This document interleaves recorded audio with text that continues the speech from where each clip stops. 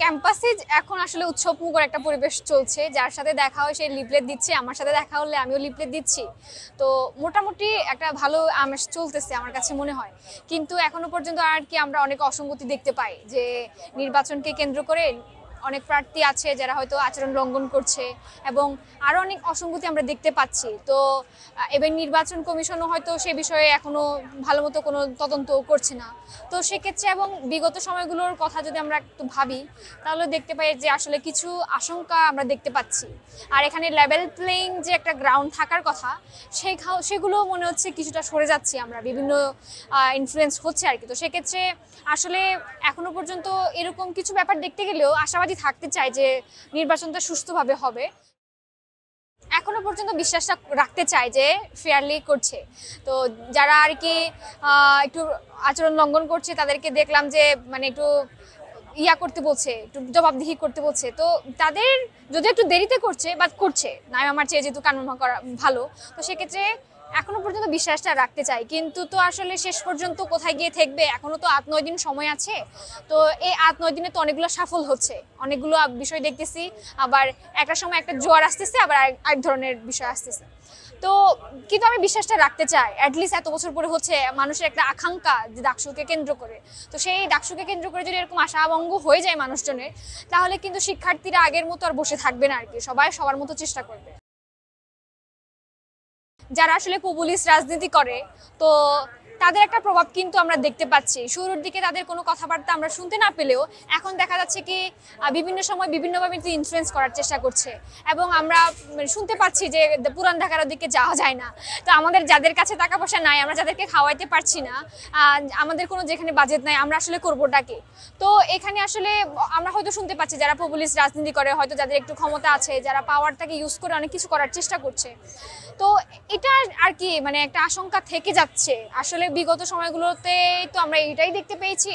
তো এখনো আসলে এবং অনেক ইনফরমেশন আমাদের কাছে এভাবেও আসছে যে কে কোন জায়গায় থাকবে সেটা অলরেডি ফিক্সড হয়ে গিয়েছে। তো আমরা যে মানে একটা গ্রাউন্ড থেকে চেষ্টা করতেছি, তো সেটার পরিশ্রমটা কি আসলে বিফলে যাবে কিনা সেটা নিয়ে আমাদেরকে ভাবতে হচ্ছে আসলে।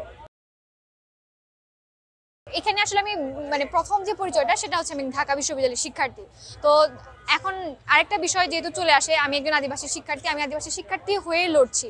তো বিভিন্ন প্যানেলে আমরা এরকম অনেকগুলো প্রার্থী দেখতে পাচ্ছি। তবে আমার এই বিষয়ে একটা ক্লিয়ার মানে ধারণা আমি দিতে চাই যে আমার একটা নির্দিষ্ট আইডিওলজি আছে, সেটার বাইরে গিয়ে মানে আমি 2 দিনের ক্ষমতার জন্য আমার আইডিওলজিকে বিকিয়ে দিয়ে আসলে আমি কোনো কিছু করতে পারবো না। মানে এখন দেখা যাচ্ছে কি বিভিন্ন প্যানেল তাদের প্যানেলটাকে ইনক্লুসিভ করার জন্য টোকেনিজমের একটা চর্চা করে আসছে। তো আমি আসলে সেই প্যানেলে গেছি, কারণ আমি যেহেতু 4 বছর পর্যন্ত ক্যাম্পাসে আছি। তো সেক্ষেত্রে আমি এতদিন পর্যন্ত দেখতে পেয়েছি যে কে আমার পক্ষের হয়ে কথা বলছে বা কে আরেক পক্ষের হয়ে কথা বলছে, কিংবা কারা টোকেনিজম হিসেবে ব্যবহার করছে। তো আমরা যেদিন প্রেস কনফারেন্স করেছিলাম সেদিন মানে এটা ডিক্লেয়ার করে দেওয়া হয়েছিল যে আমি যে পরিচয়ে পরিচিত হতে চাই আমরা ঠিক ওভাবেই আছি। এখন যদি কেউ যদি 2 দিনের ক্ষমতার জন্য তাদের আইডিওলজি বিকিয়ে দিয়ে যদি অন্য কোনো প্যানেলে যায়, সেটা নিয়ে আমার কোনো কিছু বলার নাই, কারণ একজন বিশ্ববিদ্যালয় পড়ুয়া শিক্ষার্থী, তাকে আসলে কোনো কিছু বোঝানোর নাই। আমি শুরু দিকে আসলে আমি জিতবো এরকম কোনো আশা নিয়ে আসি নাই, কিন্তু যখন আমি দেখলাম যে আমি এই প্রতিযোগিতায় নামলাম, আমি অনেক জনের সাপোর্ট পাচ্ছি, বিশেষ করে আমার কমিউনিটির মানুষজন। মানে আমি এখন আমার একটা দায় বেড়ে গিয়েছে যে আমি আসলে এখন যে জায়গায় দাঁড়িয়ে আছি একলা না, আর আমার পিছনে আমার কমিউনিটির মানুষজন 3 পার্বত্য জেলার মানুষজন দাঁড়িয়ে আছে। তো বিষয়টা শুধু এমনও না, যাদের সাথে দেখা হচ্ছে বিভিন্ন প্যানেলের মানুষের সাথে দেখা আছে, তারা আমাকে একটু মজা করে বলছে হেভি ওয়েট প্রার্থী। তো সবাই আসলে আমাকে একটা আশা দেখাচ্ছে যে। আর একটা বিষয়, যেহেতু আমাদেরকে ব্যালট নাম্বার দেওয়া হয়েছে, আমি সদস্য পদে লড়ছি, 217 জন আমরা দাঁড়িয়েছি, তার মধ্যে সর্বশেষ যে ব্যালট নাম্বার সেটা হলাম আমি। সবাই আমাকে বলছে এটা তোমার একটা প্লাস পয়েন্ট।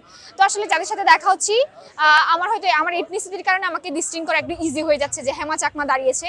যাদের সাথে আমি জনসংযোগ করছি, যেখানে দেখছি লিফলেট দিচ্ছি, তারা আমাকে বলে ও আপনি মানে আপনি হেমা চাকমা। তো এরকম যখন কেউ একজন বলে আসলে মানে ভালো লাগে শুনতে, মনে হচ্ছে যে হয়তো জিতে যাব। মানে আমি তো অবশ্যই আশাবাদী জিতবো হয়তো, কারণ আমি সবসময় চেয়েছি একটা গণতান্ত্রিক পরিবেশ। এবং এটাও হয়তো আমরা দেখতে পাচ্ছি এবারের ডাকসুটা খুবই হাড্ডাহাড্ডি লড়াইয়ের মধ্যে দিয়ে যাবে, কোনো এক্স্যাক্ট কোনো প্যানেল থেকে আমরা হয়তো সবাই নির্বাচিত হবও না। তো সেক্ষেত্রে আই থিঙ্ক একটা গণতান্ত্রিক পরিবেশ বজায় রাখার জন্য যে ধরনের মানে যে শিক্ষার্থীরা আসলে একটা গণতান্ত্রিক পরিবেশ চায়, যেখানে জাতি ধর্ম বর্ণ নির্বিশেষে সকলে একটা সহাবস্থান থাকবে, তো যেসব শিক্ষার্থী আসলে এমন পরিস্থিতি চায় বা এমন পরিবেশ চায়, তারা অবশ্যই আমাকে জয়ী করবে। কারণ আমি আসলে সব সময় বিশ্ববিদ্যালয়ের যৌক্তিক যে কোনো আন্দোলনের সাথে ছিলাম, এবং আমি এই পর্যন্ত যেহেতু আমি একটা স্ট্রাগলের মধ্যে দিয়ে এই জায়গায় এসেছি, আমার একটা সামষ্টিক অভিজ্ঞতা আছে। তো আমার কাছে মনে হয় যে এই সামষ্টিক অভিজ্ঞতা আমাকে যোগ্য প্রার্থী করে তুলেছে, এবং আমি বিশ্বাস করি আমি হারি জিতি, এটা ডাকসু একটা প্ল্যাটফর্ম আমার জন্য।